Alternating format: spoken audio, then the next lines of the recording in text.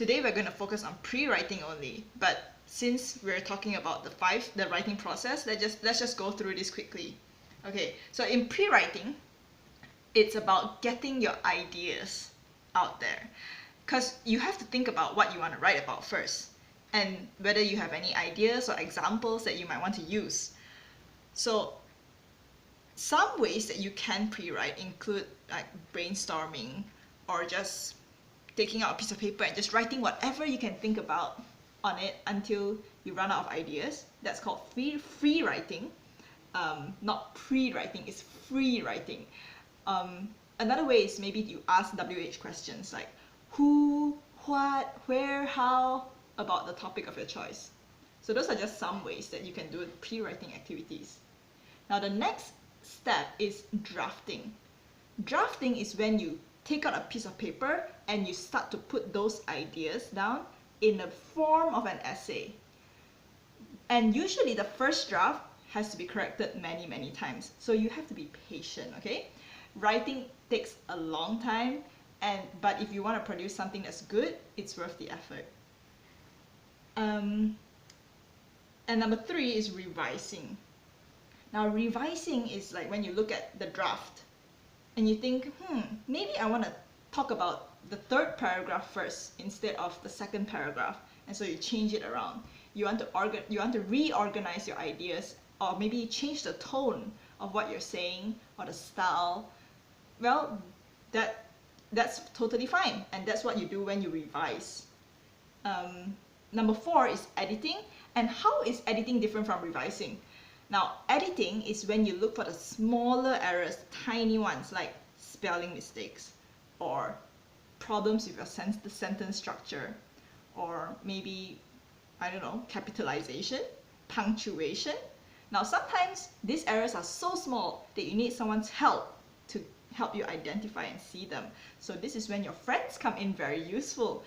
This is when you can ask your friends to help you check what you wrote and then give you feedback on it or point out some mistakes that you made, and that's where you edit. And number 5, the last step is publishing. Now, we're not talking about publishing a book, not that advanced yet, but you can publish things in a blog, or you can publish it in a newsletter, a class newsletter, or a school magazine. There are many places that you can publish your work in. Or if some of you are very ambitious, you can actually write to the local newspaper and hope that they publish what you wrote inside. Sometimes that's what people do, you know, they write letters or comments, you know, in the section where they ask people to share their opinions about things. Yeah. Who do you think those opinions came from?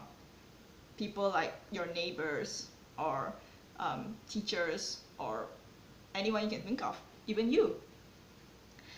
Anyway, yeah, so now today we're just going to focus on pre-writing, but okay, before that, let me just emphasize that it is not a linear process. Now you may think step 1 to step 5, you got to go through it, step 1 and then step 2 and then step 3 and step 4 and finally step 5, but it's not that simple. A lot of times, after you've pre-written and you've drafted, then you realize that maybe it's not good enough. Maybe you need more ideas. So you go back to pre-writing. See the arrows?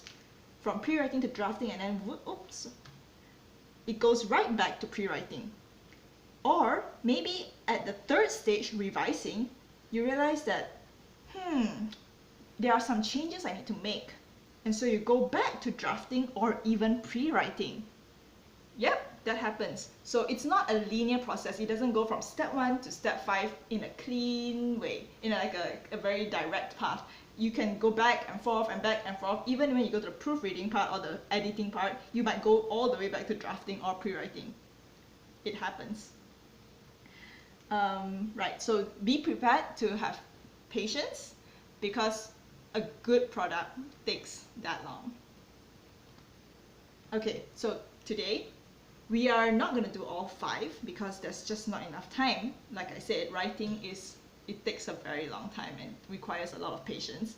But since we only have 1 hour, we are going to do brainstorming and clustering, or mapping today.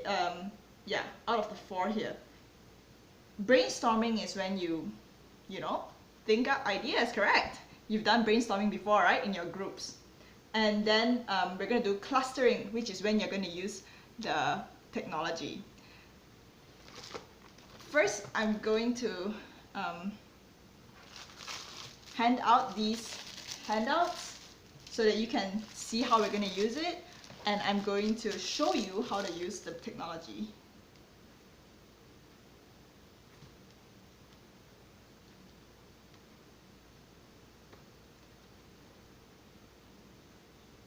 Alright, so everyone has a handout.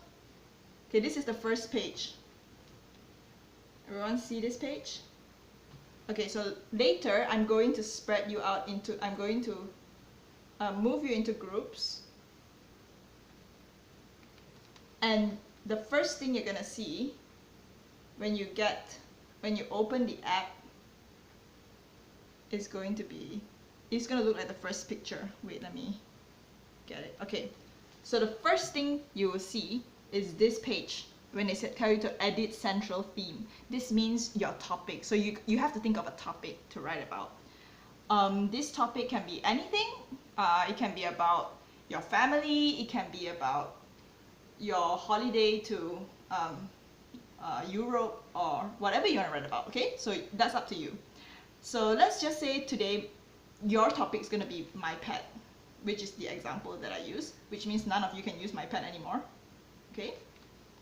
Right, see, so after you've typed it in, this is what's going to appear. This is the center of your mind map. Now, there are only two big buttons that I want you to use, which is the plus button. So when you type the plus button, it's going to add a branch. And then this same box is going to pop up again. And you can write the next thing you're going to write about it. For example, what kind of animal it is. So I wrote cat. Right, so now you have a branch that says cat. And if you want to give more details about your cat, you add the plus button next to the cat again. And you have another branch. So what do you want to write about your cat? Maybe how it looks.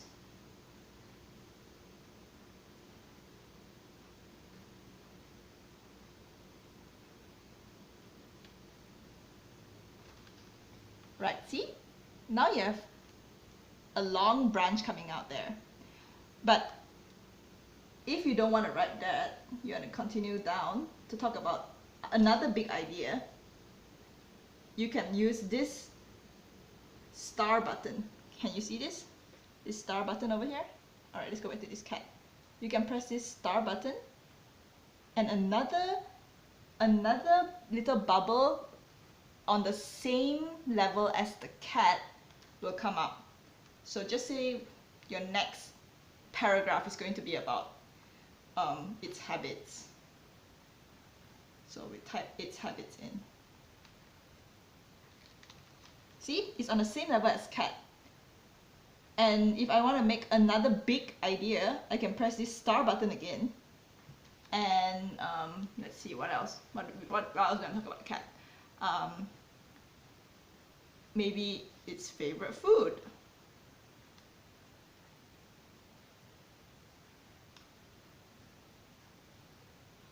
And ta-da! You have another one that's on the same level. Now, these are just the main things, and after that, if you want to elaborate on the favorite food, you just press the plus button, and another branch will come out next to the favorite food. Maybe it's Friskies. Now, if ever you want to delete any of these bubbles because you think it's not a good idea or you want to change it, just tap on it, and then you see this little button on top here. It's the delete sign, so delete it. Alright, or if you want to undo something that you just wrote or just did, the undo button is this curved U-shaped arrow on top. These are all in the handout that I gave you, so you can refer to them here. At the last box, there's a little box here, and it shows you how to edit, undo, or delete. Alright, so I think that you know how to use this app now, at least enough to make a mind map. So I want to break you up into groups.